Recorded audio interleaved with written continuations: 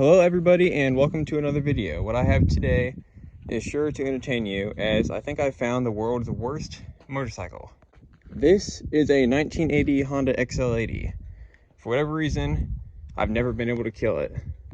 No matter how many times my other bikes blow up, pop tires, or anything along those matters, this bike has never died. Now let's start with some features. As you can see, this bike is missing its side panels. It's supposed to have the old school side panels with the black dot right here. But it does have twin rear shocks. Probably the worst suspension I've ever felt in my entire life. It might as well just be a solid sheet of metal right here. Yeah. The exhaust is one of the most quiet dirt bike exhausts I've ever heard. This inner baffle piece has broken off multiple times. As you can see, I've welded it. It is holding for now. The brakes on the front and rear are drum. What that means is it's pretty much all or nothing. There's no in between with old school drum brakes. The front suspension is no different story. It's probably the worst suspension I've ever felt as well. The headlight and the horn are nice features, definitely. And the kill switch is pretty nice. You don't see a design like this except on the Honda XLs. Now let's talk about the power plant of the bike, the engine. Now, first off, I'd like to say this engine has seen more cold starts at probably 0 degrees Fahrenheit and revved all the way, just goofing around, than any bike you can find on YouTube.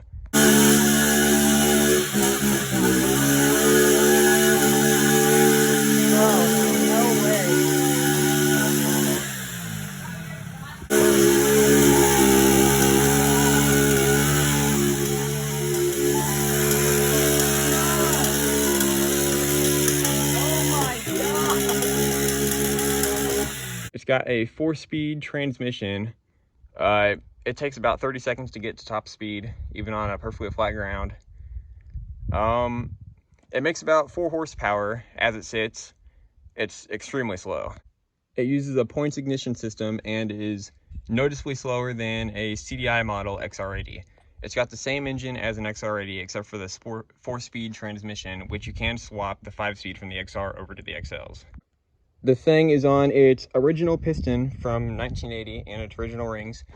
It burns some oil and the compression is pretty much gone. There's no compression at all, basically. I mean, I can probably turn over my pinky. Yeah, there's no compression. So aside from looking at the bike, let's get an acceleration test and see just how slow the bike is.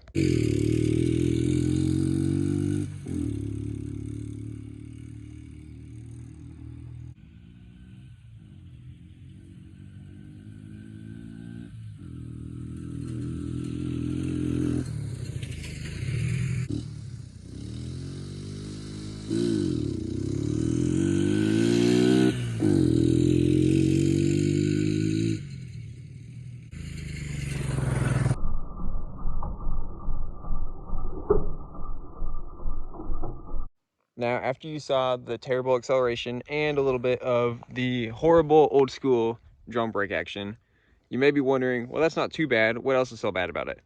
Well, for starters, there's no chain roller. It's just straight sprocket to sprocket. The only thing there is this little metal flap right here that keeps it from totally derailing. And I don't know if you heard, but it makes quite a bit of racket when that chain's flopping around.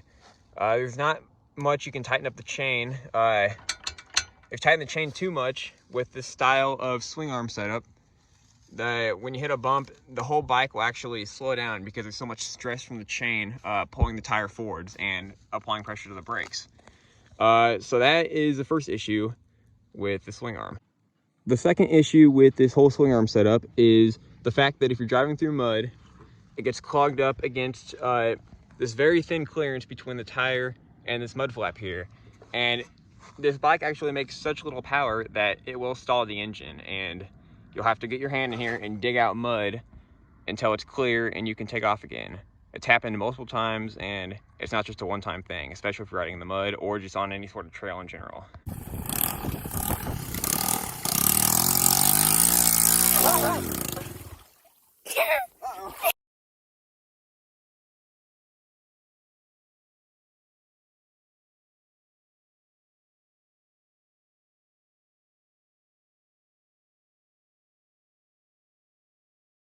Now, maybe one of the worst things about the whole bike is the clutch. It's such easy pull, and that's how I designed it to be. I've replaced the clutch pack one time in here before, and the clutches are just super weak. I mean, even the 4 horsepower will slip them. Yeah, it's pretty much useless having a clutch on here. You might as well just shift no clutch. Now, let's talk about some benefits of the bike. Really, the only benefit here is that you can't kill it. It's always ready to go on a ride whenever you're ready. That's about the only good thing about this bike.